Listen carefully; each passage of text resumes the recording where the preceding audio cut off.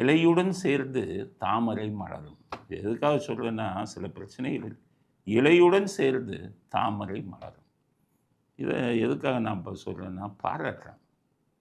இப்போ அவர் என்ன சொல்கிறாரு, இலை இரட்டை இலையோடு சேர்ந்து தாமரை மலரும்னு சொல்லும்போது, தன்னுடைய கட்சியை 2ஆம் பட்சமாக வச்சு அதிமுக இரட்டை இலையை வந்து அவங்க முன்னாடி முன்னிலைப்படுத்தி சொல்கிறாங்க. ஏன்னா அவன் வந்துக்கிட்டு ஆட்சியில் இருந்தவன், அதிமுகன்னு ஒரு பெரிய மனிதர் ஆரம்பித்த கட்சி, கிட்டத்தட்ட 15 20 இப்போ 25 வருஷத்துக்கு மேலே 25 30 வருஷமாக தமிழ்நாட்டை ஆண்ட கட்சி.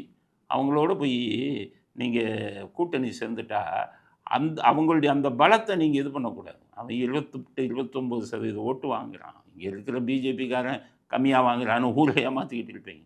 அவனுடைய பஞ்சாயத்து இதில் அவனுடைய கணக்கு வந்து 28 to 29% ஓட்டு. உங்கள் இது அப்படி இல்லை.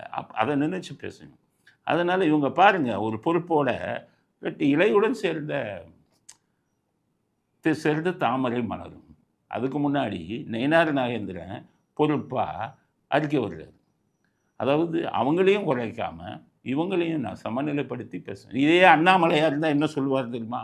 தாமரை மலரும், வேலையெல்லாம் ஒன்றும் கிடையாது, நான் தான் எல்லாம் அப்படின்னு இந்த குட்டிச்சவர் ஆக்கிக்கிட்டு இருந்தார். நல்ல வேலை இன்னைக்கு தமிழ்நாடு தப்புச்சு. அந்த மனிதர் வெளியில் போனார். இந்த கூட்டணி நிச்சயம் வருங்காலத்தில் உடையாமல் எதிர்த்து நின்று திமுகவை ஆட்சியிலிருந்து அகற்றக்கூடிய கூட்டணி, பலமான கூட்டணியாக இந்த கூட்டணி நிச்சயம் இருக்கும். ஏன்னா சிறுபான்மையினர் ஓட்டை விஜய் பிரிச்சுட்டாருன்னா திமுக வலுவிழந்து விட்டால் இந்த கூட்டணி ஜெயிக்க வாய்ப்பு இருக்குது.